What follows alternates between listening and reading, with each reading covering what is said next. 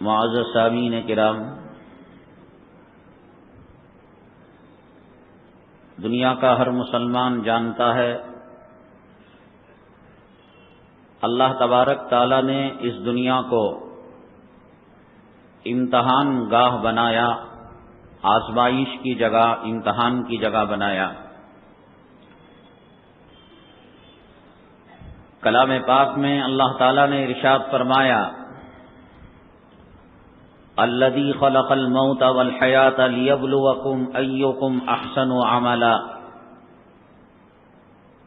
جس نے موت کو اور زندگی کو پیدا کیا، اور پیدائش کا مقصد یہ ہے کہ وہ تمہیں آزمائے، تمہارا امتحان کرے، کون تم میں اچھا عمل کرنے والا ہے۔ یہ دنیا کیسے امتحان گاہ ہے، کیسے آزمائش کی جگہ ہے۔ یہاں تو سب کو روزی مل رہی ہے، یہاں سب اسی سورج سے روشنی پا رہے ہیں اور اسی چاند سے چاندنی کو پا رہے ہیں۔ یہاں کی زمین سب کے لیے غلہ دیتی ہے، یہاں کی نہریں سب کھیتوں کو سیراب کرتی ہیں۔ امتحان آخر کس بات کا؟ نماز پڑھنا یہ کوئی امتحان نہیں ہے، روزہ رکھنا یہ کوئی امتحان نہیں ہے، یہ تو عمل ہے۔ انسان اگر اس عمل کو اللہ اور اس کے رسول صلی اللہ علیہ وسلم کے بتائے ہوئے طریقے پر نہ کرے گا، اس کی طبیعت میں اور اس کے مزاج میں جو عبادت کا پہلو چھپا ہوا ہے وہ کسی اور جگہ جا کر سر مارے گا۔ وہ کسی بت کے سامنے، کبھی سورج کے سامنے، کبھی چاند کے سامنے۔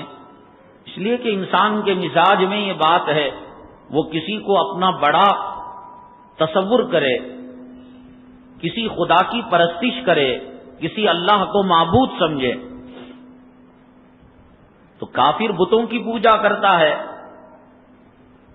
سورج کا پجاری سورج کی پوجا کرتا ہے، زمین کو دیوتا سمجھنے والا زمین کی پوجا کرتا ہے، اور انسان یہ سمجھتا ہے یہ کفر ہے، یہ شرک ہے، اور اللہ کی عبادت کرنا چاہیے تو یہ اللہ کی عبادت کر رہا ہے، نماز پڑھ رہا ہے، روزہ رکھ رہا ہے، تلاوت کر رہا ہے، ذکر کر رہا ہے۔ یہ تو امتحان نہیں ہوا۔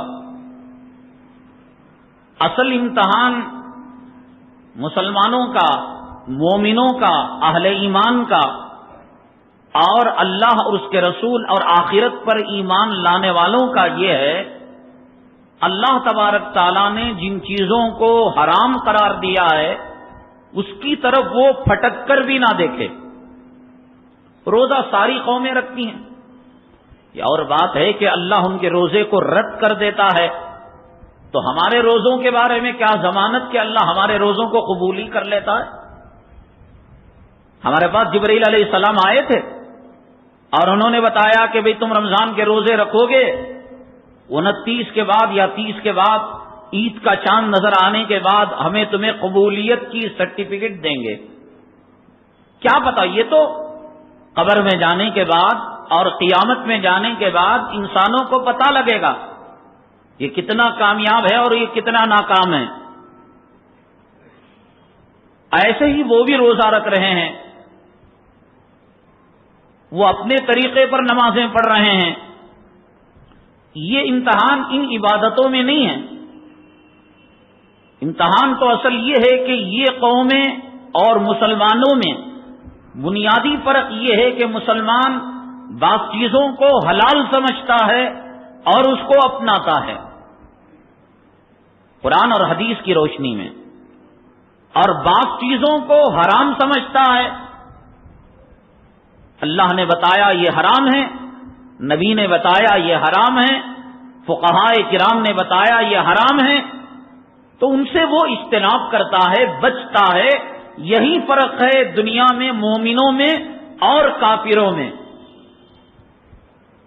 ورنہ عبادتوں کے بارے میں قیامت میں جانے کے بعد پتہ لگے گا ہمارا داڑھی رکھنا قبول ہوا نہیں ہوا، ہمارا جمعہ میں آنا قبول ہوا نہیں ہوا، ہمارا حج کرنا قبول ہوا نہیں ہوا، یہ تو قیامت کے دن پتہ لگے گا۔ دنیا میں ہمارے پاس کوئی ایسی اتھارٹی نہیں اور کوئی ایسا معیار ہمارے پاس نہیں ہے کہ ہم اس بنیاد پر یہ کہہ سکیں اللہ نے اس کو قبول ہی کر لیا، بلکہ ہمارے اکابرین فرماتے ہیں عمل کرنے سے پہلے آدمی کو اتنا نہیں ڈرنا چاہیے جتنا کہ عمل کرنے کے بعد اس کو ڈرنا چاہیے کہ عمل تو ہو گیا، روزے تو ہو گئے، جمعہ تو ہو گیا، نماز تو میں نے فجر کی پڑھ لی، اب اس کو زیادہ ڈرنا چاہیے کہ اللہ قبول کرے گا بھی یا منہ پر مار دے گا۔ پڑھنے سے پہلے ذمہ داری نہیں تھی، داڑھی رکھنے سے پہلے ذمہ داری نہیں تھی، جمعہ کو آنے سے پہلے ذمہ داری نہیں تھی، اب دوہری ذمہ داری ہو گئی۔ ایک آدمی فوج میں بھرتی ہونے سے پہلے کوئی خوف نہیں، وہ جب چاہے ناشتہ کرے، جب چاہے دوپہر کا کھانا کھائے، اور جب جی چاہے اس کا لیٹنے کو لیٹ جائے، سونے کو سو جائے، کوئی فکر نہیں۔ لیکن جب اس نے فوجی کی وردی کو پہن لیا اب ذمہ داری بڑھ گئی، ہم نے عمل کو سینے سے لگا لیا، ہماری ذمہ داری بڑھ گئی۔ ہم مسجد میں داخل ہونے سے پہلے ہمیں ڈرنے کی کوئی ضرورت نہیں۔ جو لوگ 1:30 کے بعد آتے ہیں 1:30 تک موج مستی کریں، ٹی وی دیکھیں، سنیما دیکھیں، بیوپار کر کر مرے ہوئے کتے کا گوشت کھائیں، خنزیر کا پیشاب پئیں، کون ان کو پوچھتا ہے؟ لیکن جب مسجد کو آ جاتے ہیں ان پیشاب پینے والے اور ان مرے ہوئے کتوں کے کھانے والوں سے زیادہ ذمہ داری مسجد میں آنے والوں کی ہو جاتی ہے۔ یہ اللہ کا گھر ہے، یہ اللہ کا دربار ہے، یہاں ذرا سی گستاخی ہوگی اللہ تبارک تعالیٰ اپنے در سے نکال دیں گے، اور اللہ اگر اپنے کسی بندے کو در سے اپنے نکالیں گے دنیا میں کوئی اس کو پناہ نہیں دے پائے گا۔ میں نے گزشتہ جمعہ آپ کو بتایا تھا کہ لوگ زو میں جاتے ہیں، طرح طرح کے جانور دیکھتے ہیں، اور میں نے بتایا کہ میں آپ کو ایک عجیب و غریب جانور کی اطلاع دوں گا جس کو حدیث پاک میں بیان کیا گیا ہے۔ روایت میں آتا ہے کہ وہ جانور بچھو کی طرح ہوگا، اس کے پیر زمین میں ہوں گے اور اس کا چہرہ آسمان پر ہوگا، اور وہ اعلان کرے گا من بارز الرحمن، کون ہے جو اللہ تعالیٰ سے لڑنے والا ہے، اللہ سے مقابلہ کرنے والا ہے۔ حضرت جبرائیل علیہ الصلاۃ والسلام کہیں گے زمین کو اللہ نے پیدا کیا، آسمان کو اللہ نے پیدا کیا، جنات کو اللہ نے پیدا کیا، انسان کو اللہ نے پیدا کیا، سمندر کو، پہاڑوں کو، شجر کو، درخت کو، حجر کو، ہر مخلوق کو اللہ نے پیدا کیا، عرش کو، کرسی کو، جنت کو، جہنم کو، اللہ سے کون لڑے گا؟ تو کیوں ایسی چیخ لگا رہا ہے؟ من بارز الرحمن، کون ہے جو اللہ سے مقابلہ کرنے والا ہے، اللہ تعالیٰ سے جھگڑا کرنے والا ہے؟ اللہ تعالیٰ اس بچھو نما جانور کو کہنے کے لیے موقع عنایت فرمائیں گے، بات کرنے کی طاقت اللہ تعالیٰ مرحمت فرمائیں گے۔ وہ کہے گا جس نے نماز کو چھوڑا وہ اللہ سے کشتی کرنے والا ہے،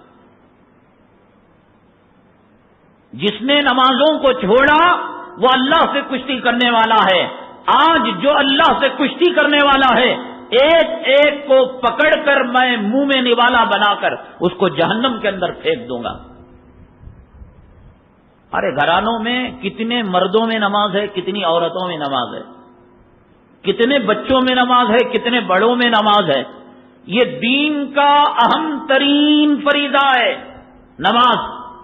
اس کے لیے پیسہ خرچ نہیں ہوتا، روپیہ خرچ نہیں ہوتا، اس کے لیے آپ کو ہنڈاون میں پیسہ ڈالنے کی ضرورت نہیں، پہنے ہوئے کپڑے پاک ہیں، مرد حضرات مسجد میں آئیں، نماز پڑھیں، عورتیں ان کے لیے تو چھوٹ ہی چھوٹ ہے۔ وقت شروع ہو گیا اور فرصت ملی، مصلی بچھایا، وضو کیا اور نماز پڑھ لی، نہ جماعت ہے، نہ تکبیر ہے، نہ اقامت ہے۔ کیوں آپ اپنی عورتوں کو نماز نہیں پڑھواتے؟ ان پر نماز فرض نہیں ہے. اور ایک گھر میں مرد نمازی ہو اور عورت بے نمازی ہو تو عورت کی بے نمازی کی نحوست کیا اس گھر میں نہیں آ سکتی؟ کیا آپ کی نماز کی برکت اس عورت کی بے نمازی کی نحوست کو ختم کر ڈالے گی؟ اپنے مرد ہونے کا ثبوت، مردانی کا ثبوت مصلے پر دیجیے آپ. یہ دوستوں کے سامنے اس کو رنڈی بنا کر پیش کرنے سے بہتر اس عورت کو سجا کر، بنا کر، گڑیا بنا کر اندر سے باہر تک بیماریوں کا مجموعہ، آنکھیں سڑی ہوئی، ناک میں نزلے کا گندا پانی جا رہا ہے، کان میں ENT کی شکایت کی وجہ سے پیپ جا رہا ہے، داڑھ میں کیڑ پڑا ہوا ہے، پیٹ میں آپریشن کے ٹاکے لگے ہوئے ہیں، ہڈیوں کا گودا ختم ہو رہا ہے. شیطانی رنڈیوں کا لباس پہنا کر شادیوں کی محفل میں بھیجنے سے بہتر اپنے مرد ہونے کا ثبوت آپ دیجئے. اٹھیے بیگم، آپ تہجد کے لیے اٹھیے. اب آپ تہجد کو نہیں اٹھیں گی. اب اگر کہے کہ نزلہ ہو جائے گا، بخار ہو جائے گا، کہیے کہ اس صحت سے یہ نزلہ بہتر ہے کہ اس میں اگر بیمار ہو کر مر جائیں گی تو آپ کو شہادت کا ثواب ملے گا. غسل کرنے سے کہتی ہیں کہ نزلہ ہو جائے گا. 12:30 بجے سورج کی تمازت کے آنے کے بعد غسل کیا جاتا ہے اور پھر گھر کے برآمدے میں، فرسٹ فلور میں گرل کے پاس آ کر بال سکھائے جاتے ہیں. سارے گلیوں کے رنڈووں کو پتا چل جائے کہ آج اس گھر کے اندر میاں بیوی کی ملاقات ہوئی ہے. جناب محمد رسول اللہ صلی اللہ علیہ وسلم استنجے کو جاتے تھے. پیشاب کرنا انسان کی ضرورت ہے. راوی بیان کرتے ہیں اتنی دور جاتے کہ ہماری نگاہوں سے آپ چھپ جاتے. اس زمانے کے اندر ایسی بلڈنگیں نہیں تھیں کہ بلڈنگ کے آڑ میں جا کر استنجا کر لیا. بیت ریگستان ہوتا. آپ اندازہ لگائیں کھلے ہوئے میدان میں ایک آدمی اتنی دور جانا کہ نگاہوں سے غائب ہو جانا، وہ کتنے کلومیٹر جاتے ہوں گے آقا دو عالم صلی اللہ علیہ وسلم. سمجھ رہے ہیں آپ؟ ایک تو یہ کہ آبادی میں کوئی مطلب ہی نہیں ہوتا. کسی گھر میں صحابی کے استنجا خانہ ہوتا یا جنگل میں سہارا ہوتا، وہاں جا کر کر لیتے. یہ تو سفر کی بات ہے کہ ریگستان اور میدان کھلا ہوا، اور کھلے ہوئے میدان میں آپ کتنی دور جاتے استنجا کرنے کے لیے.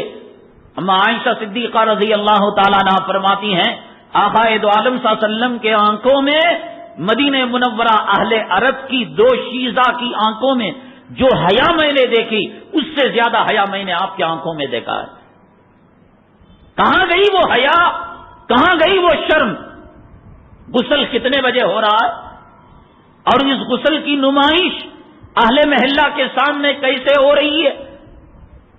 تو جانور کہے گا من بارز الرحمن، کون ہے جو رحمان سے مقابلہ کرنے والا، رحمان سے کشتی کرنے والا؟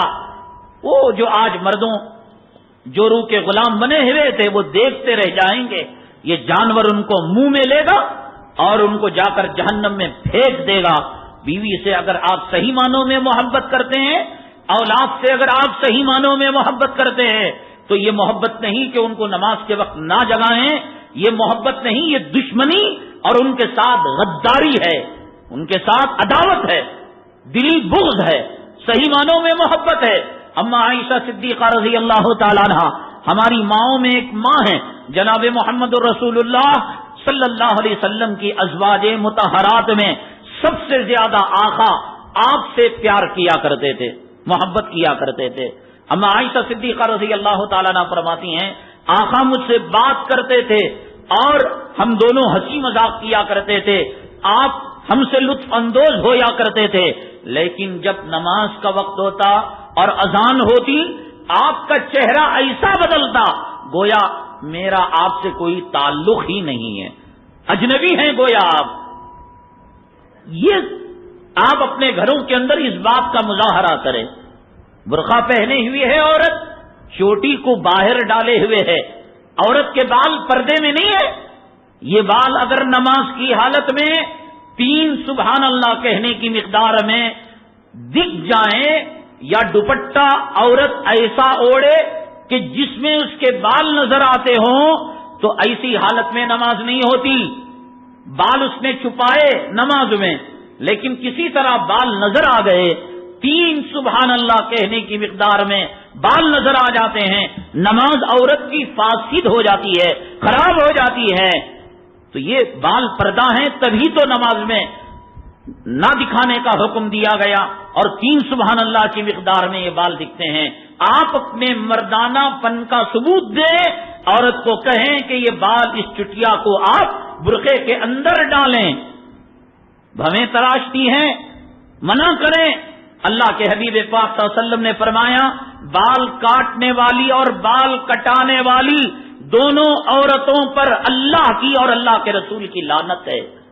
پھٹکار والی عورت گھر میں ہو، بھویں بنانے والی، بالوں کو تراشنے والی، برقعے کے باہر چٹیا کو لٹکانے والی، جسم کی نمائش کرنے والی، تو آپ ایک نماز پڑھنے والے آپ کی برکت غالب آئے گی یا اس کی نحوست غالب آئے گی. اور اسی طرح کالج کو جانے والے لڑکے ہیں، کالج کو جانے والی لڑکیاں ہیں. بڑے تو یہ سمجھتے ہیں نمازی ان کو تو جگانا حرام ہے، رات کے 12 1 بجے تک بیچارہ ٹی وی دیکھ کر انٹرنیٹ کے اندر رنڈیوں سے چاٹنگ کر کر سویا ہے. اب اگر تہجد کو جگایا جائے، فجر کو جگایا جائے، بیچاری کی نیند میں خلل ہوگا. ایگزام دینا ہے، اس کو امتحان دینا ہے، کالج کو جانا ہے. یہ ہمدردی ہے، دشمنی ہے. وہ کہے گا من بارز الرحمان، کس نے رحمان کے ساتھ دشمنی کی. قیامت کے دن پتہ لگے گا. یہ اٹھا کر اچک کر وہ جہنم کے اندر داخل کر دے گا. پھر اس کے بعد کہے گا، حضرت جبریل علیہ السلام فرمائیں گے اور کس نے اللہ تعالیٰ سے دشمنی کی؟ تو وہ یہ کہے گا جانور جس نے دنیا کے اندر سود کھایا اور سود کے معاملے کے اندر ملوث ہوا، آج میں اس کو نہیں چھوڑوں گا، ایک ایک کو پکڑ کر جہنم کے اندر داخل کر دوں گا.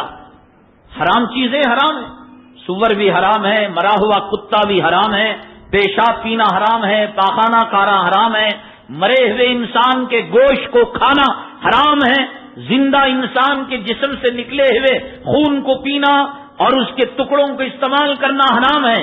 لیکن ان حرام چیزوں کی فہرست کے اندر بڑا بدترین حرام اور سخت ترین حرام اللہ کے نزدیک، اللہ کے نبی کے نزدیک سود کا معاملہ ہے.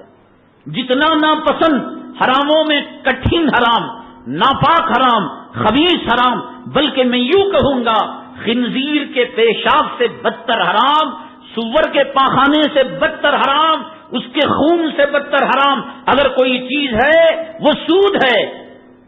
اس لیے کہ اللہ تعالیٰ نے کسی اور گناہ کے بارے میں اتنی سخت بات نہیں کہی جتنا کہ سود کے بارے میں کہا کہ جس نے سود کو کھایا اس کا کم سے کم گناہ 36 مرتبہ اپنی ماں کے ساتھ زنا کرنے کے برابر ہے.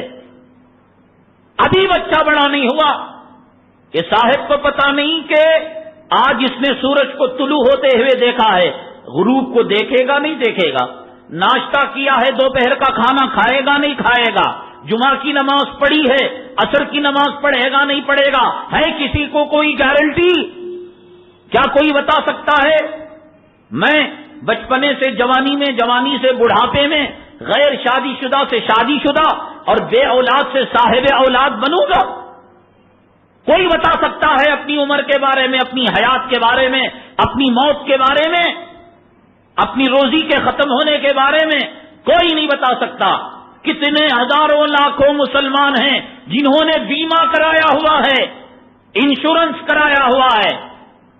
اب کہیں فتویٰ ہے علماء کا، 52 ملکوں کے 50/2 اسلامک کنٹری کے 150 علماء نے ایک سیمینار کیا انشورنس پر اور بیمہ پر، اور متفقہ فیصلہ دیا کہ بیمہ کرانا مسلمانوں کے لیے حرام ہے، حرام ہے، حرام ہے. کرا رہے مسلمان، اللہ کی ذات پر اعتبار نہیں، اللہ کی ذات پر بھروسہ نہیں. ارے اللہ کے بندو سوچو، اگر کوئی انسان اپنی زندگی کا بیمہ کراتا ہے، اپنی زندگی کا انشورنس کراتا ہے، یعنی اس نے کرایا انشورنس کہ میری موت کے بعد مجھے 20 لاکھ روپے ملیں گے. تجھے تھوڑی نہ ملیں گے، وہ تیری بیوی کو ملیں گے، تیری اولاد کو ملیں گے. اور یہ جتنی رشتہ داریاں ہیں، آنکھیں بند ہونے کے بعد، کفن کی گھاٹی لگنے کے بعد، اس روح کو جسم سے نکلنے کے بعد، کوئی لکھ کر رکھ لے جس جورو کو خوش کرنے کے لیے خدا کو ناراض کر رہا ہے، جس اولاد کو خوش کرنے کے لیے نبی سے ناطا توڑ رہا ہے، حرام چیزوں کو اپنا رہا ہے. اللہ کی قسم یہ اولاد نہیں رہے گی تیری موت کے بعد. یہ پرائے انسان ہو جائیں گے، یہ بیوی پرائی ہو جائے گی، یہ ماں باپ پرائے ہو جائیں گے. اب جب یہ اپنے نہیں ہیں، یہ غیر ہیں، تو انشورنس کا پیسہ ہماری قبر میں جاتا ہے یا ہمارے مرنے کے بعد ہماری اولاد موج مستی کرتی ہے؟ ہماری اولاد کرتی ہے. تو ہماری اولاد جو قیامت میں ایک نیکی ہمیں نہیں دے سکتی، ہماری بیوی ہمارے نامہ اعمال میں ایک سبحان اللہ کم ہو گیا، اللہ نے کہا ایک سبحان اللہ کی نیکی لاؤ اور سیدھے جنت میں چلے جاؤ. اللہ کی عزت و جلالت کی قسم، وہ بیوی جس کا طواف کرتے کرتے تمہارے چپل گھس رہے ہیں اور جس کی غلامی کرتے ہوئے اور جس کے گن گاتے ہوئے جوانیاں برباد ہو رہی ہیں، اللہ کی عزت و جلالت کی قسم ایک سبحان اللہ نہیں دے پائے گی. وہ کہے گی تم کون ہو، میں جانتی بھی نہیں. ارے تم نہیں جانتی، ہم تمہاری سہاگ رات منانے کے لیے اور ہنی مون منانے کے لیے لندن گئے تھے، پیرس گئے تھے، اوٹی گئے تھے، کشمیر گئے تھے. نہیں، ہم جانتے ہی نہیں. تم اور ہو، تم جہنمی ہو، ہم جنتی ہیں. تمہاری ذات اور ہے، ہماری ذات اور ہے. یوم یفر المرء من اخیہ وامہ وابیہ وصاحبتہ وبنیہ لکل امرئ منہم یومئذ شأن یغنیہ. اس دن بھائی سے، باپ بیٹے سے، بیوی شوہر سے، شوہر بھاگیں گے. دیکھ لیں گے ارے یہ تو ایک نیکی کا محتاج ہو گیا ہے، نیکی مانگے گا، بیوی جو ہے دوسرا راستہ کاٹے گی، اولاد دوسرا راستہ کاٹے گی. انشورنس کتنے مسلمان کراتے ہیں؟ ہیلتھ فکسڈ ڈپازٹ اور ایجوکیشن فکسڈ ڈپازٹ. میرا بچہ 20 سال کے بعد، 25 سال کے بعد جب میڈیکل میں ایڈمیشن لے گا، انجینئرنگ میں، تو اس وقت ڈونیشن دینا پڑے گا، ایڈمیشن فیس دینا پڑے گا 25 لاکھ. تو چنانچہ ابھی سے ہم جو ہے اس کے نام فکسڈ ڈپازٹ کر دیں، تو تب جا کر بچہ جب 25 سال کا ہوگا تو یہ 25 لاکھ روپے آئیں گے تو ہم میڈیکل میں ایڈمیشن دے پائیں گے اور انجینئرنگ میں ایڈمیشن دے پائیں گے. اس بچے کے لیے اپنی آخرت کو تباہ کر رہے ہیں، اپنی نمازوں کو خراب کر رہے ہیں، اپنی تلاوت کو خراب کر رہے ہیں. فکسڈ ڈپازٹ کرنا کسی قسم کی کوئی گنجائش نہیں ہے. ہمارا اللہ ہے، ہم نے پیدا کیا، ہماری زندگی کا مالک ہے، ہمارے نفع کا مالک ہے، ہمارے نقصان کا مالک ہے. انشورنس نہ کچھ کر سکتا ہے، نہ بیمہ کچھ کر سکتا ہے. جو انشورنس کر رہا ہے، کرا رہا ہے، وہ سود میں ملوث ہو رہا ہے، اور جو سود میں ملوث ہو رہا ہے وہ اپنی ماں کے ساتھ 36 مرتبہ زنا کر رہا ہے. اگر مرد ہے تو اپنی ماں کے ساتھ کر رہا ہے، اگر وہ کرانے والی عورت ہے تو وہ اپنے بیٹے کے ساتھ زنا کرانے والی ہے. یعنی وہ بچ نہیں گئی کہ وہ عورت ہے. حدیث پاک میں صرف مردوں کو کہا گیا عورت اگر سود کے اندر ملوث ہوتی ہے اپنے بیٹے کے ساتھ 36 مرتبہ وہ زنا کرانے والی ہے. یہ کہے گا من بارز الرحمان، کس نے اللہ تبارک تعالیٰ کو کے ساتھ دشمنی کا معاملہ کیا، اللہ کے ساتھ مقابلے کی دعوت دی. تو جبریل علیہ السلام پوچھیں گے تو وہ کہیں گا جانور آکل الربا و موکلہ، سود کھلانے والا اور سود کھانے والا، دلال بننے والا، ایجنٹ بننے والا، رہبری کرنے والا اور اس معاملے میں کمیشن کھانے والا، یہ تمام کے تمام اللہ تبارک تعالیٰ کے دربار سے، اللہ تعالیٰ کی ذات سے مقابلہ کرنے والے ہیں. اگر کسی نے فکسڈ ڈپازٹ کیا ہے یہ وڈرا کر دے. اگر کسی نے بینک میں، معاملات اب ایسے ہیں کہ بینک میں سیونگ اکاؤنٹس وغیرہ کرنا پڑتا ہے، بعض چیزوں میں چیک دینا پڑتا ہے، ٹرانزیکشن کرنا پڑتا ہے. وہ جو سود آتا ہے اس سود کی رقم کو معلوم کریں، بینک سے وہ سود لیں، اپنے خاندان کے جو غریب ہیں یا اپنے علاقے کے جو فقیر ہیں ان غریبوں کو، فقیروں کو سود کا مال اتنا گندا ہوتا ہے، فقہا نے کہا کہ اس میں ثواب کی نیت کرنا بھی گناہ ہے۔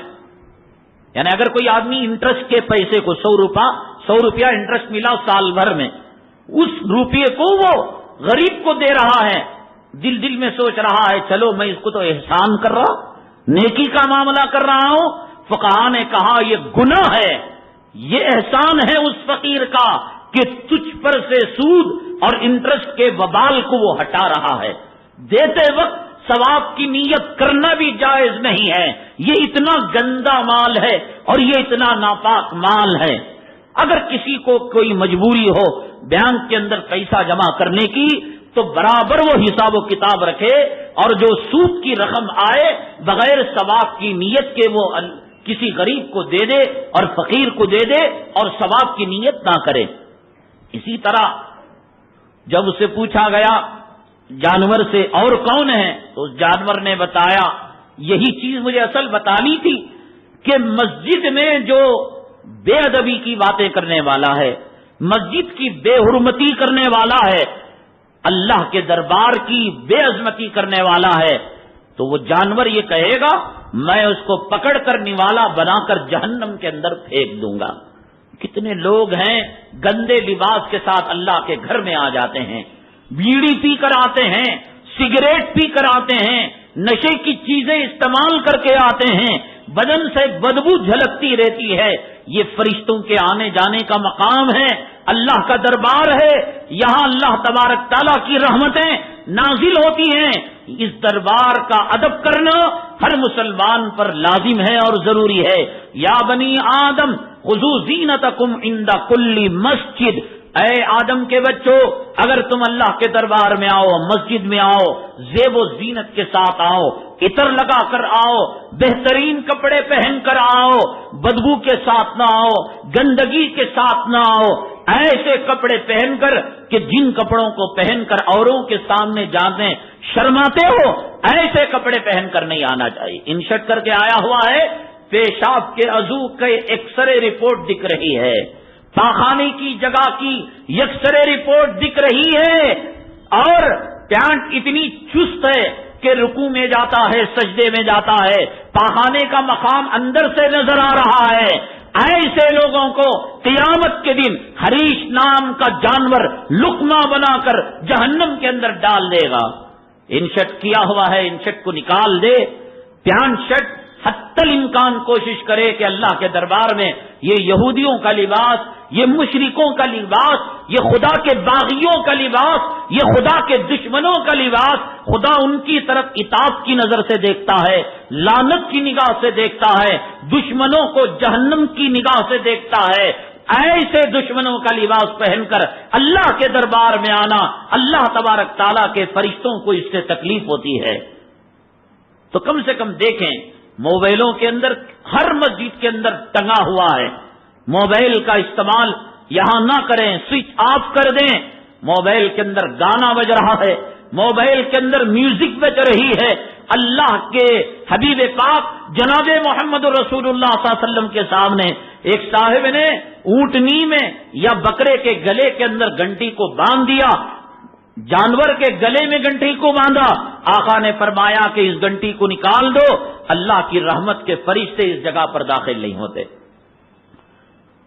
موبائل میں گانے فیڈ کیے ہوئے، فلموں کو فیڈ کیا ہوا ہے، گندی تصویریں ہیں اس کے اندر، اللہ کے دربار میں آئے ہوئے ہیں، موبائل بج رہا ہے، ایک سلام پھیرنے کے بعد دوسرے سلام سے پہلے ایسے معلوم ہوتا ہے کہ ہندوستان کے یہ وزیر اعلیٰ ہیں اور چیف قاضی ہیں، اگر اب موبائل آن نہیں کریں گے خدا جانے کتنے مقدمے آئیں گے اور کتنے مقدمے چلے جائیں گے۔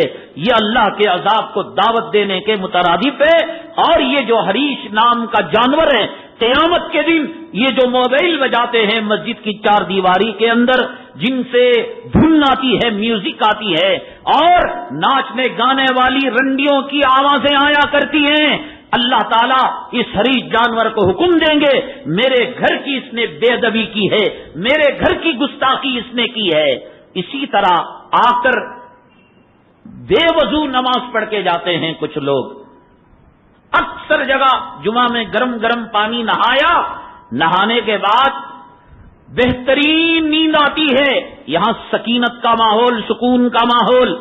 اگر آدمی ٹیک لگا کر سوتا ہے یا ایسے سوتا ہے کہ اگر اس کو انگلی دی جائے تو وہ دھڑام سے گر پڑے، تو ایسی نیند کی وجہ سے فقہا نے کہا اس کا وضو ٹوٹ جاتا ہے، اس کا وضو ناقص ہو جاتا ہے. اللہ کے دربار میں آ کر نماز کو بے وضو پڑھنا خدا کے عذاب کو دعوت دینے کے مترادف ہے. کہے اللہ تو کہے کہ پاکی کے ساتھ نماز پڑھ، دیکھ میں سو کر اونگ کر ٹیک لگا کر نیند کر کر میں وضو کو توڑوں گا اور توڑنے کے بعد تیری نماز پڑھوں گا، دیکھیں گے تو کیا کرتا ہے. تو یہی وہ حریص نام کا جانور کہتا ہے من بارز الرحمان، کون ہے جس نے اللہ کے گھر کی بے ادبی کی، اللہ کے گھر کی گستاخی کی، اللہ کے گھر کے اندر آ کر بے وضو نماز پڑھا. ایک بے وضو نماز، ایک تو سو کر پڑھنا، اور ایک یہ ہمیشہ کوشش یہ کریں کہ نماز میں آخر میں آئیں.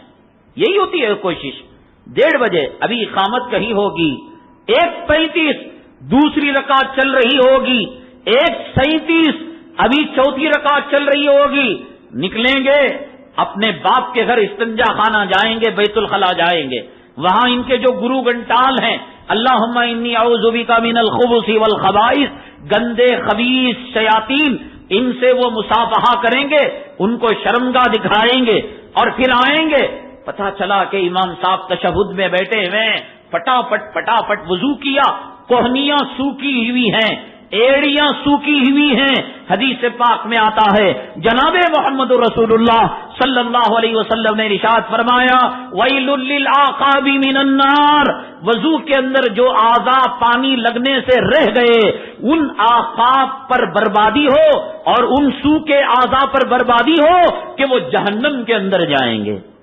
کتنے کی یہاں جو ہے کان کے پاس جو ہے حصہ چہرے کا سوکھا ہوا، پٹافٹ پانی مارا. اور کسی کی داڑھی ہے، داڑھی کا خلال کرنا ضروری ہے، داڑھی کا خلال نہیں کیا. اور کسی نے جو ہے پاؤں دھوئے، ایڑیاں سوکھی رہ گئی، کوہنی سوکھی رہ گئی، نماز کہاں ہوگی نماز بے وضو. تو اس کو کہے گا حریص نام کا جانور من بارز الرحمان، کس نے اللہ کے دربار میں آ کر گستاخی کی. یہ اللہ کا دربار ہے. دنیا کے چماروں کے دربار میں جانے سے پہلے غسل کرتے ہو، چہرہ بناتے ہو، 100 مرتبہ آئینے کے سامنے اپنے آپ کو دیکھتے ہو کہ اس بھیڑ و چمار اور منسٹر کے سامنے جانے کا لائق ہو یا نہیں ہو. یہ اللہ کا دربار ہے جہاں یہ کہا جاتا ہے بسم اللہ والصلاۃ والسلام علی رسول اللہ، اللہ کا نام ہے، نبی پر درود و سلام ہے. اللہم افتح لی ابواب رحمتک، اے اللہ رحمتوں کے خزانے میں، رحمتوں کے وطن میں، رحمتوں کے مسکن میں داخل ہو رہا ہوں. مولا میرے لیے رحمت کے دروازے کھول دے. بسم اللہ دخلت ونویت سنت الاعتکاف، اللہ کا نام لے کر داخل ہوا، سیدھا پیر رکھا اور اعتکاف کی نیت کیا. یہ ادب ہے، یہ قانون ہے اللہ کے دربار میں آنے کا. کہاں گئے وہ آداب، کہاں گیا وہ قانون؟ اور کیسے آج فٹافٹ وضو کر کر بے وضو کے ساتھ اللہ کے دربار میں آ رہے ہیں لوگ اور اللہ کے دربار کی گستاخی کر رہے ہیں.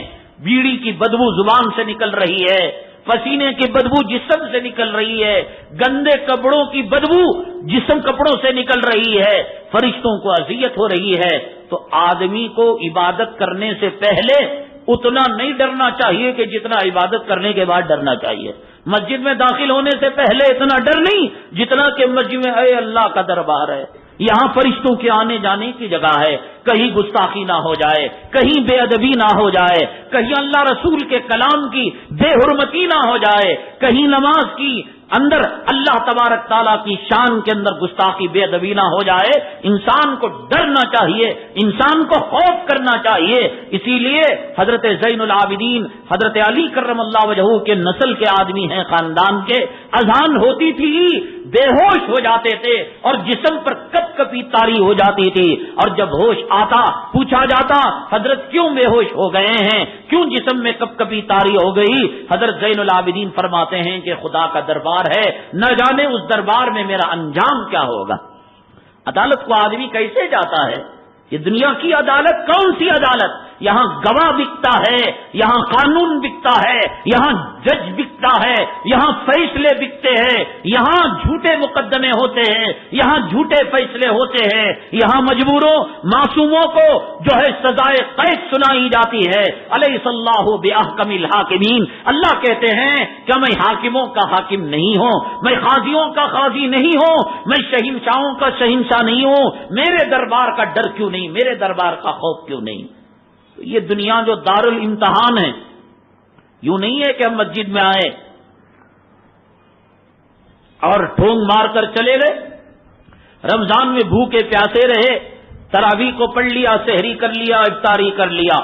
اصل امتحان مسلمانوں کا یہاں پر یہ ہے، اللہ نے جن چیزوں کو حرام بتایا مسلمان ان چیزوں سے رکے، اسی کا نام ایمان ہے اور اسی کا نام اسلام ہے، اور یہی ساری عبادتوں کی جڑ ہے۔ حدیث پاک میں آتا ہے، جناب محمد الرسول اللہ صلی اللہ علیہ وسلم نے ارشاد فرمایا، الدعاء مخ العبادہ، دعا جو ہے عبادت کی چابی ہے۔ اور بعض ایک بزرگ نے فرمایا، جنت کی جو چابی ہے وہ دعا ہے، کیلی جو ہے جنت کو کھولنے کی وہ دعا ہے، اور جو چابی آتی ہے آپ دیکھتے ہیں کہ اس کے اندر دندانے آتے ہیں، کٹنگ آتی ہے، وہ کٹنگ اگر صحیح نہ ہو تالا نہیں کھلتا۔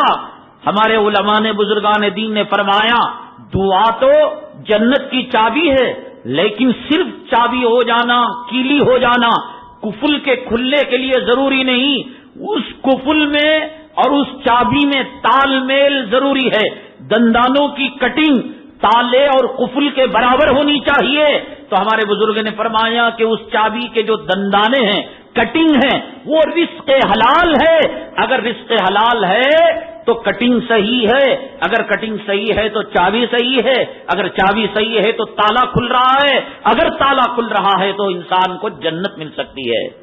پہلے تو یہ تھا کہ ہمارے جو بڑے تھے وہ جمعہ کے بیانات میں کہتے تھے، انما حرم علیکم المیتۃ والدم ولحم الخنزیر، اے لوگوں تمہارے لیے اللہ تبارک تعالیٰ نے مردے کو حرام کیا ہے، خنزیر کے گوشت کو حرام کیا ہے، اور وما اہل بہ لغیر اللہ، غیر اللہ کے نام پر جو چیز منسوب کی جاتی ہے۔ ایک جانور کو کہا یہ پیران پیر کے نام کا جانور ہے، ایک دعوت کو کہا یہ دعوت شیخ عبد القادر جیلانی رحمت اللہ علیہ کی نام کی ہے، 11ویں شریف ہے۔ 11ویں کیوں حرام ہے؟ اس لیے کہ اس کو غیر اللہ کے نام سے منسوب کر دیا گیا۔ کہتے ہیں کہ لوگ بھائی ہم نے جانور کو غیر اللہ کے نام سے منسوب تو کیا، لیکن جب جانور کو ذبح کرتے ہیں اللہ کے نام سے ذبح کرتے ہیں، تو جب اللہ کے نام سے ذبح کیا تو جانور حلال ہے۔ بھائی ایک بکرے کو کہا کہ یہ بکرا حضرت پیران پیر رحمت اللہ علیہ کا نام کا ہے، خواجہ اجمیری رحمت اللہ علیہ کے نام کا ہے۔ اب جب ہم نے بکرے کو خریدا اسی نیت سے اور بکرے کو آزاد چھوڑ دیا، جیسے کہ آپ نے کچھ گائے کو دیکھا ہوگا ہمارے ہندوستان کے اندر ہمارے شہروں میں کہ ان گایوں کو بیلوں کو دیوی دیوتاؤں کے نام پر چھوڑ دیا جاتا ہے، کوئی اس کا مالک نہیں ہوتا، وہ گلیوں میں سڑکوں میں پھرتے رہتے ہیں، ان کو متبرک سمجھا جاتا ہے، ان کے پیشاب کو پکڑتے ہیں، ان کے پاخانے کو گھروں میں لیپتے ہیں، یہ سمجھ کر کہ بتوں کے نام کر دیا گیا ہے۔ تو مسلمان کہتا ہے کہ اس جانور میں اس جانور میں فرق ہے۔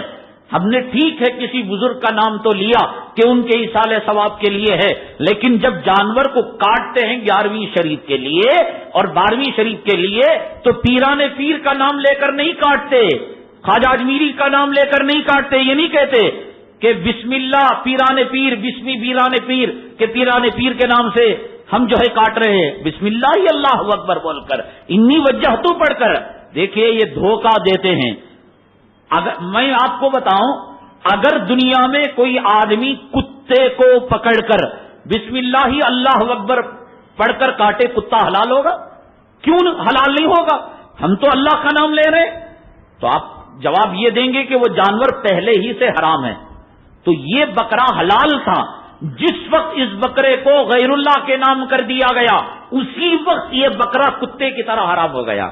اب تم پوری دنیا کا قرآن پڑھ کر، بسم اللہ پڑھ کر، زمین و آسمان کے فرشتوں کی تسبیح پڑھ کر کتے کو کاٹو تو کتا حلال نہیں ہوتا. غیر اللہ کے نام پر منسوخ کیا جانور اب حلال قیامت تک نہیں ہوتا. جب کر دیا گیا اسی وقت وہ حرام ہو گیا. اب پھر اس میں ایک دھوکہ دیتے ہیں. کیا دھوکہ دیتے ہیں؟ قربانی میں بھی تو کہا جاتا ہے یہ جانور ابا کی طرف سے، یہ جانور بیوی کی طرف سے، اور یہ جانور بیٹی کی طرف سے. تو یہاں بھی غیر کی طرف منسوخ کیا گیا. لیکن فرق ہے، یہاں پیران پیر رحمت اللہ علیہ اور خواجہ اجمیری رحمت اللہ علیہ کے نام پر جو منسوخ کیا گیا بطور عبادت کے کیا گیا کہ پیران پیر رحمت اللہ علیہ کی طرف اس جانور کو منسوخ کریں گے، یہ جانور برکت والا ہو گیا، عبادت اس کے اندر آ گئی. لیکن اگر قربانی میں کسی بندے کی طرف کوئی جانور کا نام لیا جاتا ہے، گائے میں 7 حصے ہیں، بکرا ایک آدمی کی طرف سے، عقیقہ بچے کی طرف سے، بیٹی کی طرف سے، تو بیٹی کی طرف سے عبادت ہے اللہ کے لیے. یہاں جانور عبادت ہے پیران پیر کے لیے، خواجہ اجمیری کے لیے. لیکن یہاں بندے کی طرف سے، یہاں بندے سے جانور اللہ کی طرف جا رہا ہے، اور وہاں جانور اللہ کی طرف سے پیران پیر کی طرف جا رہا ہے. تو یہ دھوکہ دیتے ہیں. تو قربانی کے اندر بھی تو نام لیا جاتا ہے. قربانی میں جو نام لیا جاتا ہے وہ بندے سے اللہ کی طرف لیا جاتا ہے. اے اللہ تقبل منہ کما تقبلتا ابراہیم و اسماعیل علیہم الصلاۃ والسلام. اے اللہ اس کو اس بندے سے قبول کر لے جیسا کہ تو نے حضرت ابراہیم اور حضرت اسماعیل علیہم الصلاۃ والسلام سے قبول کیا تھا. بندے سے اللہ کی طرف جاتا ہے جانور. اور جو لوگ بدعتی لوگ اور بزرگوں کو ماننے والے نام نہاد عاشقان اولیاء اللہ اگر جانور کو منسوب کرتے ہیں اللہ سے حق چھین کر وہ اولیاء کو دیتے ہیں. ہر طریقے سے وہ حرام ہو جاتا ہے. تعویل لاکھ کرے، باتیں لاکھ بنائے. کلام پاک میں اللہ نے کہا وما اہل بہ لغیر اللہ، جو غیر اللہ کے نام پر منسوب کیا جاتا ہے جس وقت منسوخ کیا گیا. ایک جانور میں نے خریدا حلال تھا، لیکن جب میں نے کہا یہ جانور قاسم نانوتوی کے نام پر میں نے چھوڑ دیا، میں نے اس کو اشرف علی تھانوی کے نام پر چھوڑ دیا،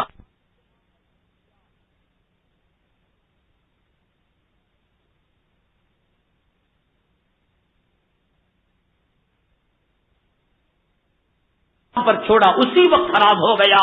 اب کلام پاک کی 6666 آیتیں پڑھ کر زمزم کا پانی پلا کر مطاف میں لے جا کر ذبح کرو تو قبول نہیں ہوگا.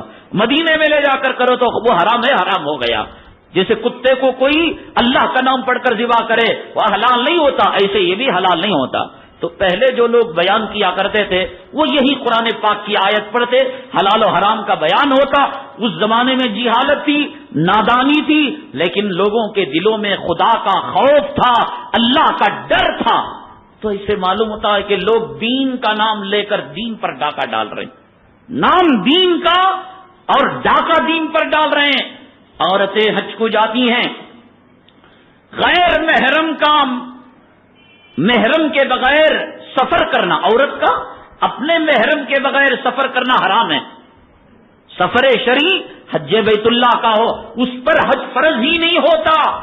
اگر اس کو مرد ساتھ نہ جائے، بیٹا ساتھ نہ جائے، ایسا مرد جس سے نکاح کرنا اس عورت کا حرام ہو، چچا، ماما، باپ، بیٹا، بھائی، شوہر، جس سے اس کا نکاح دوبارہ نہیں کیا جا سکتا اور نکاح نہیں ہو سکتا. باپ سے نکاح حرام ہے، بیٹے سے نکاح حرام ہے، بھائی سے نکاح حرام ہے، چچا سے نکاح حرام ہے. اس محرم کے بغیر عورت سفر شرعی نہیں کر سکتی. دین کا نام لے کر، حج بیت اللہ کا نام لے کر ٹور آپریٹر وہ یوں کہتا ہے، فارم میں لکھاتا ہے میں اس کا بیٹا ہوں. کوئی عورت خوبصورت دکھی اس کو کہتا ہے میں اس کا شوہر ہوں، میں اس کا بھائی ہوں. حرام ہے، گناہ کبیرہ ہے، گناہ کبیرہ ہے.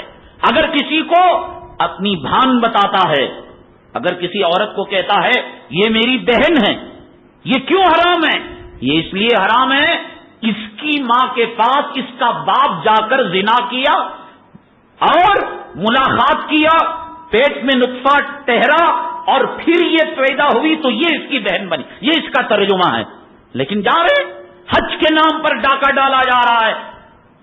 ہم جب توحید اور شرک کا عنوان ہم نے اٹھایا اور اس میں ہم نے تبلیغی جماعت کی تعریف کی، کرناٹک میں اور ہندوستان کے بعض جماعتی لوگوں نے کہا یہ مولانا صاحب کو کہو کہ جماعت کا نام نہ لے، جماعت کو اور ان کو کیا لینا دینا.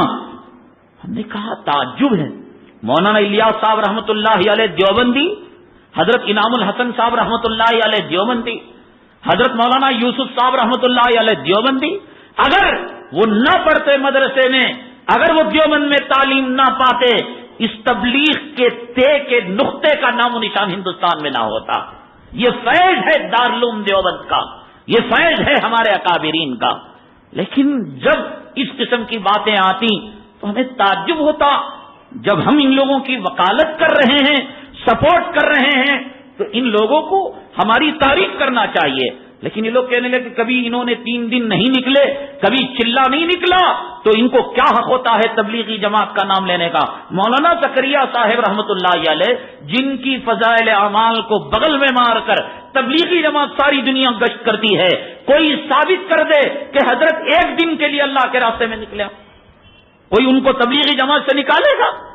تبلیغی جماعت کے پلر ہیں وہ، ستون ہیں وہ. اللہ نے کتابوں میں کروڑوں کتابوں میں حضرت کی کتاب کو قبول کر لیا ہے. فرانسی زبان میں، ایرانی زبان میں، تمل زبان میں، تیلگو زبان میں، ملیالی زبان میں حضرت کی کتاب کا نکلے. حضرت نکلے ایک دن بھی کوئی بتا دے. تو جماعتی ہونے کے لیے جماعت میں نکلنا ضروری نہیں ہے. ہندوستان کی خدمت کرنے والا BSF کا نوجوان ہے، وہ بارڈر میں کھڑ کر ہندوستان کے ملک کی سیکورٹی کا وہ نظام چلا رہا ہے. پولیس والا اپنا کام کر رہا ہے، ایجوکیشن والا اپنا کام کر رہا ہے، انجینئر پل بنانے والے، فلائی اوور بنانے والے اپنا کام کر رہے ہیں، ٹیچر لیکچرر اپنا کام کر رہے ہیں. تو اب اگر کوئی ٹیچر یوں کہے BSF کے نوجوان کو، ارے تم تو بے وقوف ہو، کھڑے کھڑے بندوق لے کر اونگ کر تمہاری زندگی گزر رہی ہے، آؤ یہاں لوگ جو ہے جہالت کے اندھیرے میں ڈوبے ہوئے ہیں، لوگوں کو تعلیم دو، یہ بے وقوفی کی بات ہے. دین ایک قلعہ ہے، اس کی حفاظت ہر طریقے سے کی جاتی ہے. اس میں لائٹ لگانا بھی خدمت ہے، اس میں پانی دینا بھی خدمت ہے، اسے جھاڑو دینا بھی خدمت ہے، اسے جو ہے رکھوالی کرنا بھی خدمت ہے. علماء رکھوالے ہیں اس دین کے، اس قلعے کے واچ مین ہیں، اس قلعے کے محافظ ہیں. اگر وہ اس قلعے کی محافظت نہ کریں، دعوت و تبلیغ کا کام بھی نہ ہونے پائے گا. لیکن اب پتا چلا ہے انگریزوں کی چال کہیے یا یہود و نصارہ کی سازش کہیے کہ جیسے انگریزوں نے ہندوستان کے اندر آزادی سے پہلے خود ساختہ نبیوں کو پیدا کیا، خود ساختہ رسولوں کو پیدا کیا، غلام احمد قادیانی کو جو پیدا کیا یہی انگریز تھا. اس نے کہا کہ مسلمانوں سے زمین چھینی جا سکتی ہے، مسلمانوں سے ملک چھینا جا سکتا ہے، مسلمانوں سے ان کا دین کو نہیں چھینا جا سکتا. ان کے ماں کو مرتا ہوا دیکھ سکتے ہیں، باپ کے جنازے کو دیکھ سکتے ہیں، اولاد کو قتل ہوتا ہوا دیکھ سکتے ہیں، لیکن مسلمان اپنے دین کا سودا نہیں کر سکتے، جذبہ جہاد کا سودا نہیں کر سکتے. تو مسلمانوں میں پھوٹ ڈالنے کے لیے اس نے شمس العلماء کا خطاب دے کر غیر مقلد انگریز کے ایجنٹ علماء کو اسی جو ہے انگریز نے پیدا کیا، ملکہ وکٹوریہ نے پیدا کیا، غلام احمد قادیانی کو پیدا کیا، بریلوی مکتب فکر کو پیدا کرنے والا یہی انگریز تھا کہ جاؤ تم پراپرٹیاں لو، عہدے لو، زمین لو، جائیدادیں لو، مسلمانوں کے اندر پھوٹ ڈالو. اسے پتہ لگتا ہے کہ تبلیغی جماعت کے مد نظر انہی انگریزوں نے ایک اور جماعت کو، تبلیغی جماعت، مولانا الیاس صاحب رحمۃ اللہ علیہ، حضرت یوسف صاحب رحمۃ اللہ علیہ، حضرت انعام الحسن صاحب رحمۃ اللہ علیہ، ان اولیاء کے طرز کے مقابلے میں مجھے اب محسوس ہو رہا ہے کہ انگریزوں نے ایک خود ساختہ تبلیغی جماعت کو پیدا کیا جو اپنے طور سے فتویٰ دیتے ہیں. یہ خواتین کے اجتماعات کے اندر فتوے دکھتے ہیں، یہ فتوے دیتے ہیں، یہ علماء سے دور کرتے ہیں ہمارے اکابرین کی یہ شان نہیں تھی. حضرت مولانا الیاس صاحب رحمۃ اللہ علیہ نے فرمایا کہ لوگوں جماعتوں میں جانے والوں, کسی علاقے میں اللہ والا رہے, عالم رہے, یہ تمہاری آنکھ ہے, یہ تمہاری ہدایت کا چراغ ہے, ان کو اللہ کے راستے میں نکلنا کے لیے مت کہو, ان کے قدموں میں جا کر دعاؤں کی درخواست کرو. یہ تربیت تھی حضرت مولانا الیاس صاحب رحمۃ اللہ علیہ کی. لیکن آج یہ خود ساختہ جماعت, کچھ کہنا کیا آ گیا, کچھ بولنا کیا آ گیا, اکابرین کی طرف انگلیاں اٹھ رہی ہیں, بزرگان دین کی طرف انگلیاں اٹھ رہی ہیں, علماء کو حقارت کی نگاہ سے دیکھا جا رہا ہے, مفتیان کرام کو گری ہوئی نگاہ سے دیکھا جا رہا ہے, اور ہر جو ہے آدمی جو اپنی, میں کہتا ہوں کہ یہ وہ جماعت نہیں ہے, اللہ کی قسم یہ وہ جماعت نہیں ہے جو حضرت مولانا الیاس صاحب رحمۃ اللہ علیہ سے نکلی ہے. حضرت انعام الحسن صاحب رحمۃ ہرگز نہیں ہو سکتی. ان کی تعلیمات کو میں جانتا ہوں, ان کی تحریکات سے میں وابستہ ہوں. یہ خود ساختہ شاید انگریزوں کی پیدا کردہ جماعت ہے. ابھی میں آپ کو بتاؤں, یہاں بنگلور کے مسلم کالونی میں ایک عورت جماعت کے اندر گئی, عورتوں کی جماعت کے اندر گئی. عورتوں کی جماعت میں جانا مستقل ایک مسئلہ ہے, مستقل اس کے بارے میں علماء کے فتاوا ہیں, آپ تحقیق کریں, بڑوں سے اس سے مشورہ لیں. ایک عورت گئی, عورت بغیر محرم کے نہیں جا سکتی. یہ مرکز کا اصول ہے, یہ مرکز کا قانون ہے, یہ ہمارے اکابرین کا دستور ہے. وہ پٹے گی, مرے گی, سڑے گی, ایک قدم عورت بغیر محرم کے جماعت میں نہیں جا سکتی. گلی میں آنے جانے والے ایک مرد کو اپنا محرم بنا کر, بھائی بنا کر یہ عورت جماعت کے اندر گئی. اس جماعت کو آپ نظام الدین سے جوڑیں گے یا وہ جماعت ہے جس جماعت کا تعلق انگریزوں کی پیدا کردہ خود ساختہ تبلیغی جماعت سے؟ بتائیے مجھے. مرکز کی یہ تعلیم ہے کہ گھر میں آنے جانے والے ایرے غیرے نتھو خیرے کو محرم بنا کر عورت جماعت کے اندر جائے. ہمارے فتویٰ یہ ہے کہ عورت حج کو نہیں جا سکتی تو غیر کو محرم بنا کر جماعت میں جانا حرام ہے, اس کا قدم نکلنا حرام ہے, اور اس کو دیکھنا, اس کے ساتھ ملنا, اٹھنا, بیٹھنا زنا کے برابر ہے. یہ تعلیم ہے حضرت مولانا الیاس صاحب رحمۃ اللہ علیہ کے.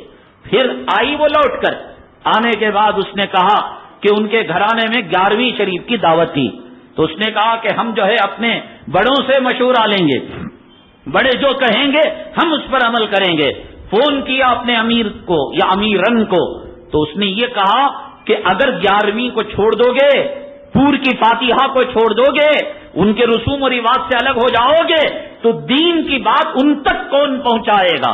اس لیے پہلے جاؤ, کھا لو, کھا لینے کے بعد پھر اپنے گھر میں ان کو جوابی دعوت دو, اور جب وہ آئیں تو پھر بتانا کہ جو کتا تم نے کھایا میں نے کھایا وہ حرام تھا, جو شراب تم نے پی اور میں نے پی وہ حرام تھی, جو غیر اللہ کے نام کا کھانا تم نے کھایا میں نے. یہ کون سی تعلیم ہے؟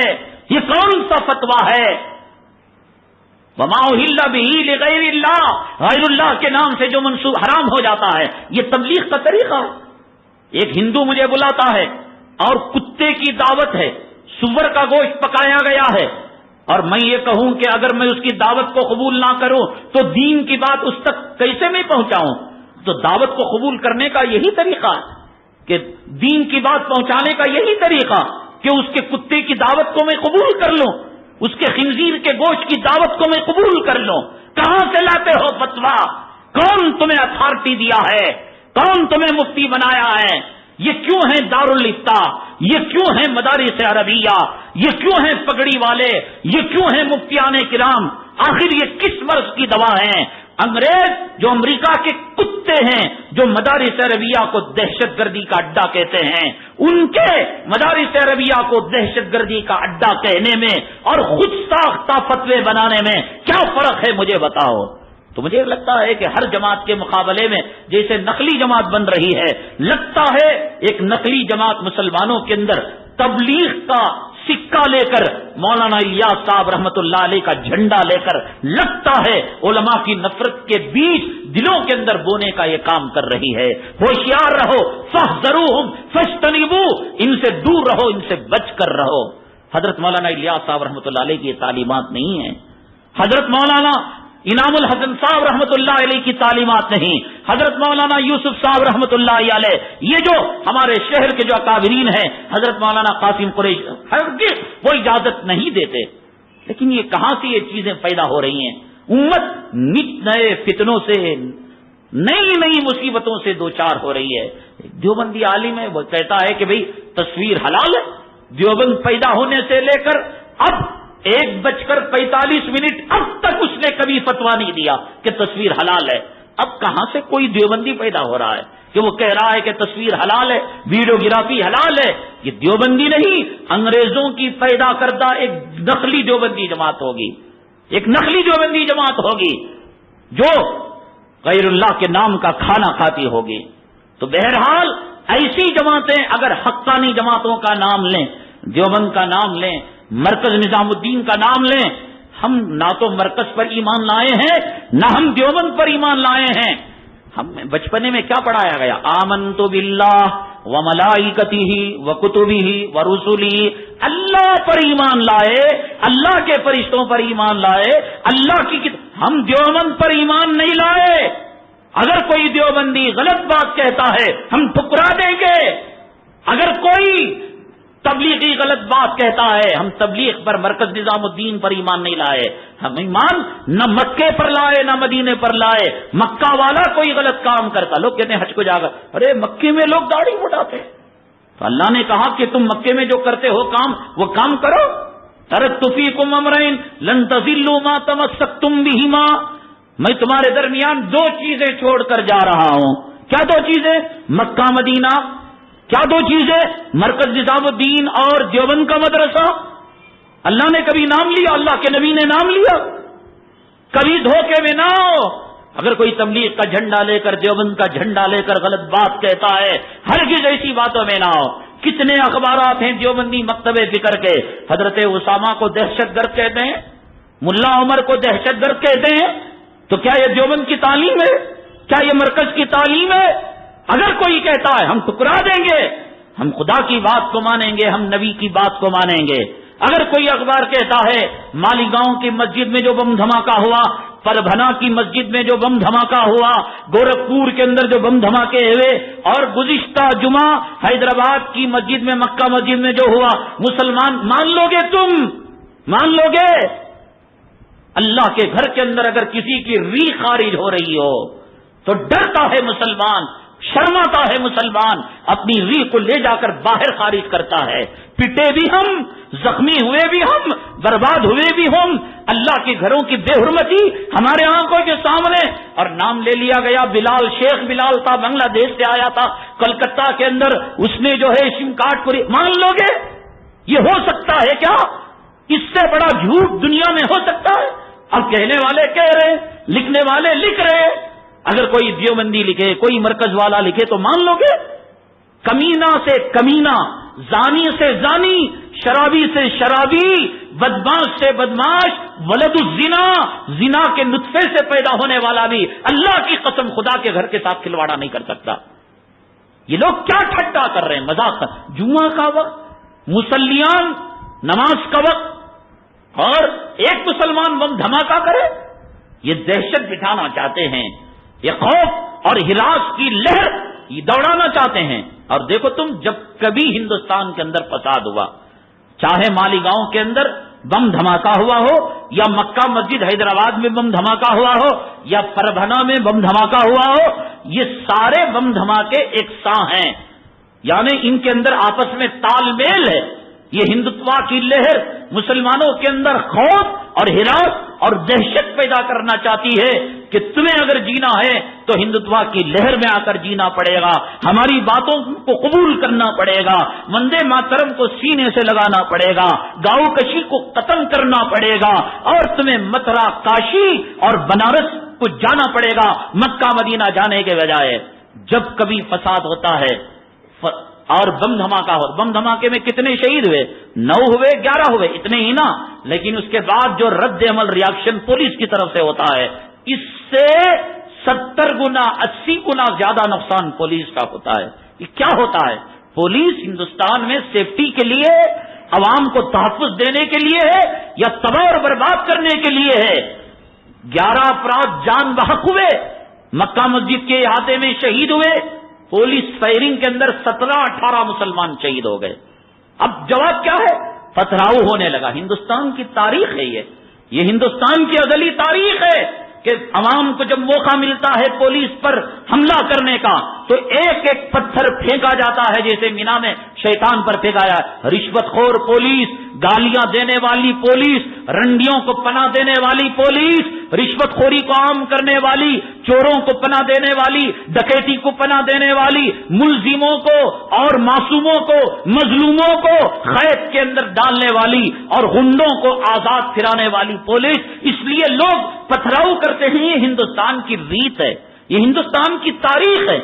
جب لکھنؤ کی سرزمین کے اندر وشو ہندو پریشد VHP کے لوگ باغوں میں جا کر، پارکوں میں جا کر عاشق اور معشوق کو پکڑنے لگے اور پولیس آئی گرفتار کرنے کے لیے، پتھراؤ ہوا، وہاں کیوں فائرنگ نہیں ہوئی؟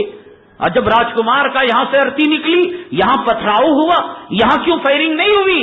قانون کیا ہے، دستور کیا ہے؟ مجسٹریٹ کے اجازت کے بغیر فائرنگ نہیں کی جا سکتی۔ لاٹھی چارج ہے، پھر اس کے بعد ہوائی فائرنگ ہے، پھر اس کے بعد ربڑ کی گولیاں ہیں، پھر اس کے بعد پانی کو تیز دھاری کے ساتھ بہایا جاتا ہے۔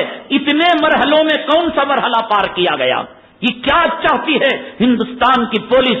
سب سے بڑی دہشت گرد یہی ہندوستان کی پولیس ہے، جو مسلمانوں کا خون پینا چاہتی ہے، کوئی موقع گنوانا نہیں چاہتی۔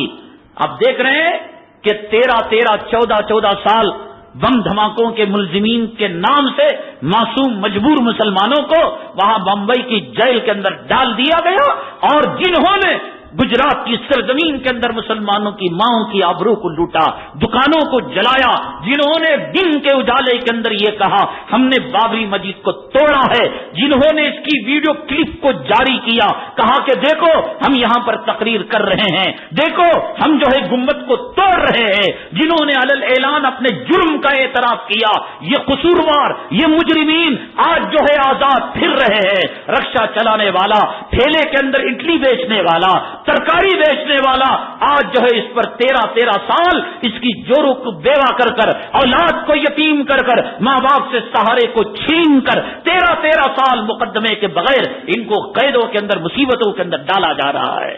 یہ آج صورتحال ہے۔ تو اب اگر کوئی کہے کہ مسلمانوں کے اندر تعلیم نہیں، ایجوکیشن نہیں، ان کے اندر دہشت گردی آ گئی، تو آپ مان لیں گے؟ حقیقت کیا ہے؟ حقیقت یہی ہے کہ جب کبھی ظلم ہوتا ہے، شیواجی نگر کا فساد ہوا، اس فساد میں مسلمانوں کا جو نقصان ہوا فساد کے موقع پر، وہ کم ہے، وہ 10 پیسہ ہے۔ پولیس کی طرف سے جو نقصان ہوا، نوجوانوں پر مقدمے داخل کیے گئے، اب دکان ہو کہ مکان ہو، شادی ہو کہ موتا ہو، سفر ہو کہ حضر ہو، اس کو کورٹ میں جانا پڑے گا، کورٹ کے پھیرے لگانے پڑیں گے۔ کئی نوجوان ابھی بھی سینٹرل جیل کے اندر مقیم ہیں، پتہ نہیں کہ ان پر کون سا مقدمہ ٹھوسا گیا ہے۔ سب سے بڑے دہشت گرد، ظلم کرنے والے، بربریت کرنے والے کوئی موقع چوکتے نہیں مسلمانوں کو ستانے کے لیے، مسلمانوں کو مارنے کے لیے۔ 10 پیسہ نقصان فرقہ وارانہ فساد سے ہوتا ہے تو 90 پیسے یہ وردی والے دہشت گرد۔ ابھی ایک بنجارہ کو پکڑا گیا جو DIG تھا گجرات کا۔ اللہ کی قسم کہتا ہوں، ہندوستان کے چپے چپے میں ایسے ہزاروں بنجارہ موجود ہے۔ ضرورت ہے کہ کوئی سہراب الدین کا بھائی ہمت کے ساتھ سپریم کورٹ تک جائے اور ایسے قاتلوں کو بے نقاب کرے جو فرضی انکاؤنٹر کے نام پر مسلمانوں کا خون کرتے ہیں اور فساد کو دبانے کے نام پر گولیاں برسا کر چھلنی کرتے ہیں۔ اور ہندوستان کے اندر آپ نے دیکھا ہوگا، دیوالی کے موقع پر دلی کے اندر بم دھماکہ ہوا، بس میں 7 آدمی مرے، 6 آدمی مرے۔ ان آدمیوں کی ہسٹری گھر سے نکالی، ماں کو روتا ہوا دکھایا جاتا ہے، بیوی کو پٹکتا ہوا دکھایا جاتا ہے، اولاد کو جو ہے ماتم کیا ہوا دکھایا جاتا ہے، وہ شادی کا رخا جو ہونے والی تھی اس کو ایک ایسا ماحول کریٹ کیا جاتا ہے۔ مسلمان ظالم ہے، اس نے دیوالی کے موقع پر بم دھماکہ کر دیا، اس نے خوشیوں کے اندر، رنگ کے اندر بھنگ کر دیا، یہ دہشت گرد ہے، یہ خونی ہے، فلاں ہیں۔ اور اگر کوئی مسلمان کسی بیوی کو نشے کی حالت میں طلاق دے دے، مسلمان نشے کی حالت میں اپنی بیوی کو طلاق دے دے، میڈیا اس خبر کو اچھالتی ہے، نشے میں مدہوش رہتا ہے مسلمان، شراب پینے کے بعد کوئی اچھے اور برے کی خبر نہیں رہتی، دیکھو یہ مسلمان کتنا دہشت گرد ہے، کتنا ظالم ہے، اس نے جو ہے نہتی بیوی کو اپنی بوڑھی ماں کے پاس بھیج دیا، اس گلی کو دکھایا جاتا ہے، اس بوڑھی ماں کو دکھایا جاتا ہے، اس کے کمزور بھائیوں کو دکھایا جاتا ہے، اور پورے دنیا سے یہ امپریشن لیا جاتا ہے دہشت گرد ہے مسلمان، ظالم ہے مسلمان، ایک عورت کو سنبھال نہیں سکتا، طلاق کی گولی چلا کر اپنے گھر سے اس کو نکال دیتا ہے۔ اتنا بڑا پربھنا کا حادثہ ہوا، مالیگاؤں کا اتنا بڑا حادثہ ہوا، اتنا بڑا حادثہ گزشتہ جمعہ مکہ مسجد کے صحن میں 1:20 پر ہوا۔ وہ مرنے والا بھی تو ہندوستانی تھا، وہ مرنے والا بھی تو کسی کا باپ تھا، وہ مرنے والا بھی کسی کا بھائی تھا، وہ مرنے والا بھی کسی کا سہارا تھا، پولیس کی فائرنگ میں مرنے والا بھی کسی گھر کا فر تھا، کسی کی آنکھوں کی ٹھنڈک تھا، کسی بوڑھے کی لاٹھی تھا۔ کوئی خبر دکھائی گئی؟ ان کی خبروں کو بتایا گیا کہ ان کے گھروں میں کیا بیت رہی ہے، کیا سفید ماتم بچھا ہوا ہے؟ کوئی ہمدردی نہیں ہے۔ ہندوستان نازک ترین موڑ سے گزر رہا ہے، بڑے نازک مسئلے میں گزر رہا ہے۔ مسلمانوں کا جو اصل ہتھیار ہے وہ دعا ہے، اور دعا کے اصل دندانے ہیں وہ رزق حلال ہے۔ اس لیے کل شاید اتنی ضرورت نہ ہو رزق حلال کی جتنا آج ہمارے پاس ضرورت ہے۔ ہم ایک چھری بھی رکھے ہم گرفتار ہو جائیں گے، وہ قتل بھی کرتے ہیں تو چرچا نہیں ہوتا، ہم آہ بھی کرتے ہیں تو ہو جاتے ہیں بدنام۔ وہ قتل کریں، وہ وقت کے جو ہے ہیرو ہیں۔ بنجارا کو ہیرو بنا کر نہیں پیش کیا میڈیا نے، ٹائی کے اندر، بوٹ کے اندر، سوٹ کے اندر ایک سائیکل چور کو سنکل لگا کر، ہتکڑیاں لگا کر، اس کی گلے کی پلیٹ پکڑ کر اسے عدالت میں لے جایا جاتا ہے۔ بنجارا جو انسان کا قاتل ہے، جس نے کوثر جہاں کی آبرو کو لوٹا یا لوٹتے ہوئے دیکھا، جس نے اس کو جلا کر راکھ کر کر، جس نے انسانیت کو شرمسار کیا، جس نے ہٹلر کو شرمسار کیا، کیا تم سمجھتے ہو کہ لاک اپ کے اندر اس کو مارا جا رہا ہوگا؟ اس کو تو 5 اسٹار ہوٹل کی فیسلٹی دی جا رہی ہوگی۔ جب وہ امبیسیڈر سے نکلا تو پھول کی مالا پہنائی گئی، جب وہ عدالت میں جا رہا تھا موبائل فون بج رہا تھا اور وہ بات کر رہا تھا۔ کسی ملزم کو ہندوستان کا قانون اجازت دیتا ہے کہ وہ موبائل، وہ بھی بنجارا جیسا ظالم خونی قاتل جس نے سہراب الدین کا، عشرت جہاں کا، کوثر جہاں کا، عشرت کی آبرو کو لوٹا، کوثر کی آبرو کو لوٹا، اور لوٹنے کے بعد ان کی راکھ کو بنا کر مٹی کے اندر ملیا میٹ کر دیا۔ ایسوں کی عزت، ایسوں کو ہیرو بنا کر کلیان سنگھ ہیرو نہیں بنا تھا، اڈوانی ہیرو نہیں بنا تھا، بابری مسجد کو شہید کرنے کے بعد بال ٹھاکرے ہیرو نہیں بنا تھا، سادھوی رتمبرا جو ہے ہیروئن نہیں بنی تھی۔ یہ سب جو ہے اپنے آپ کو سینہ کوٹ کر نہیں بتا رہے تھے، انسانیت کا قتل کر کر، عبادت گاہ کو ڈھا کر۔ اور مالیگاؤں بامبئی کے فساد کے اندر میں نے آپ کو پہلے بتایا تھا کہ ایک جو ہے سود کا کارخانے والا جب سود کی چرخی کو لے کر راستے میں جا رہا تھا تو ہندوستان کی ATS اینٹی ٹیررزم اسکواڈ نے اس کو پکڑ لیا، کہا کہ تم راکٹ لانچر لے کر جا رہے ہو۔ اس نے کہا اندھے ہو، یہ تو چرخا ہے، سود کاتا جاتا ہے۔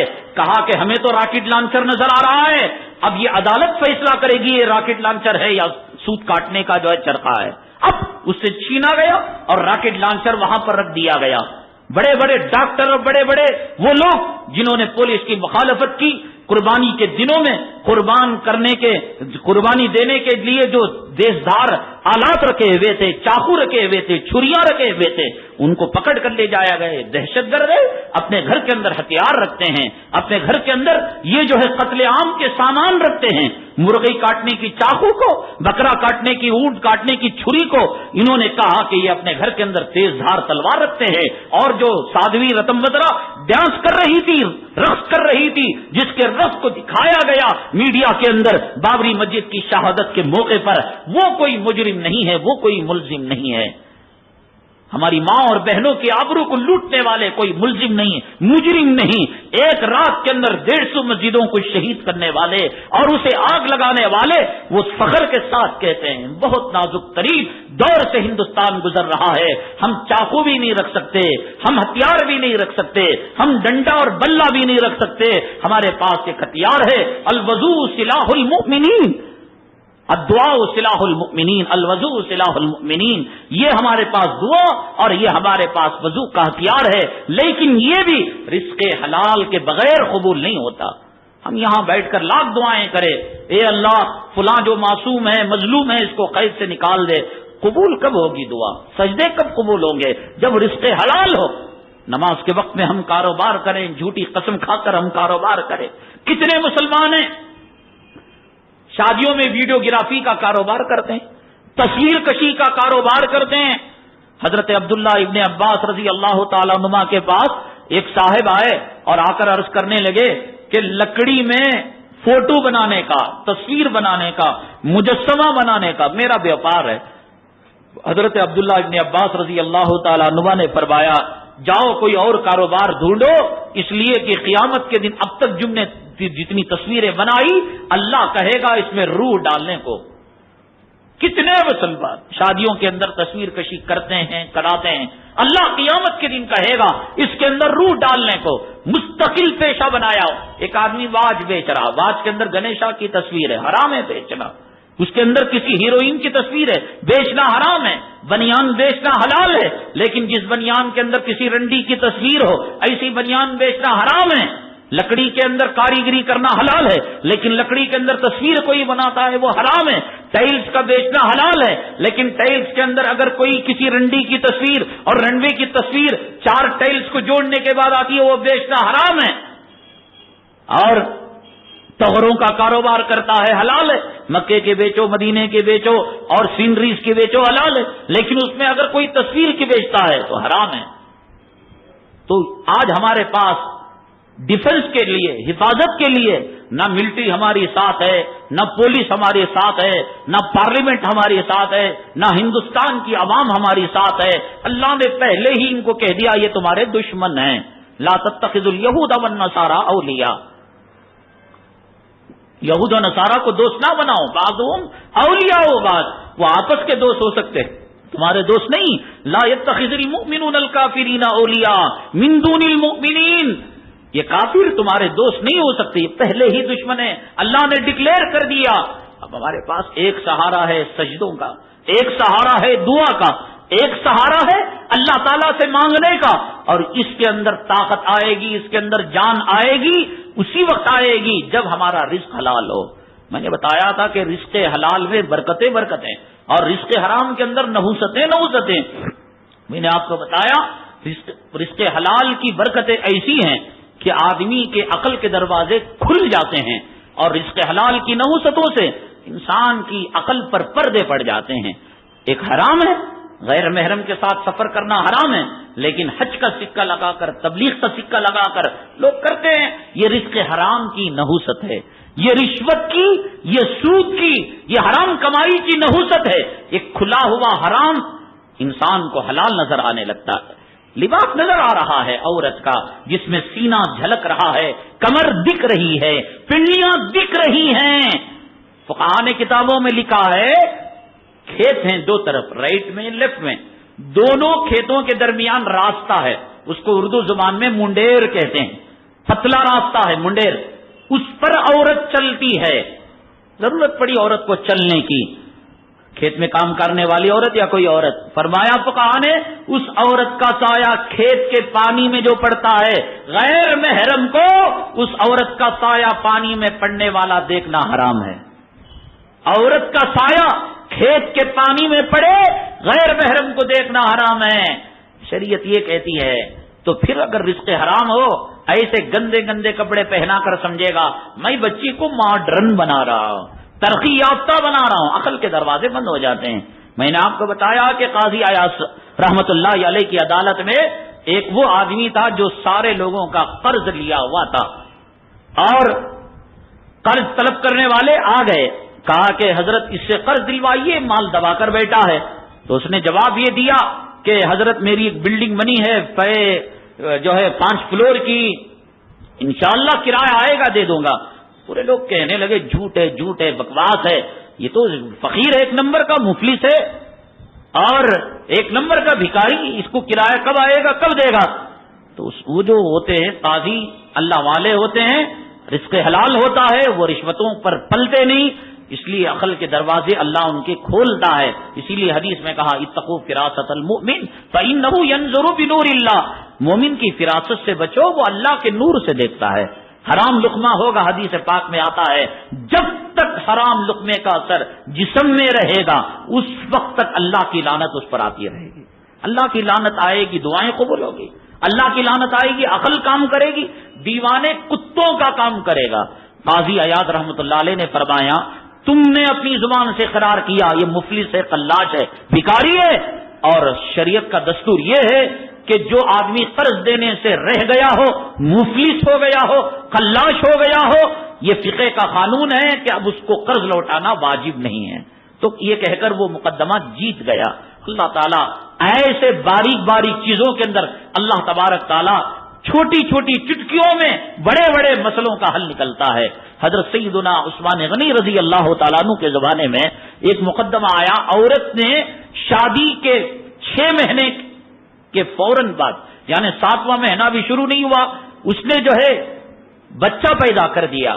عقل مانتی ہے 7 مہینے میں ہوا چلو ٹھیک ہے، 9 مہینے میں ہوا بچہ پیدا ہوتا ہے، یا یہ کہ ایام حمل بڑھ سکتے ہیں، لیکن 6 مہینے میں حضرت عثمان غنی رضی اللہ تعالیٰ عنہ کے جو درباری تھے، جو وکیل ہوتے ہیں، قانون داں ہوتے ہیں، تقریباً انہوں نے طے کر لیا تھا کہ اب اس عورت کو سنسار کرنا ہے، اس نے زنا کیا ہے، اس کو کوڑے لگانا ہے، شریعت جو ہے وہ اس پر لاگو کرنا ہے. زنا کے بغیر 6 مہینے میں بچہ نہیں پیدا ہوتا.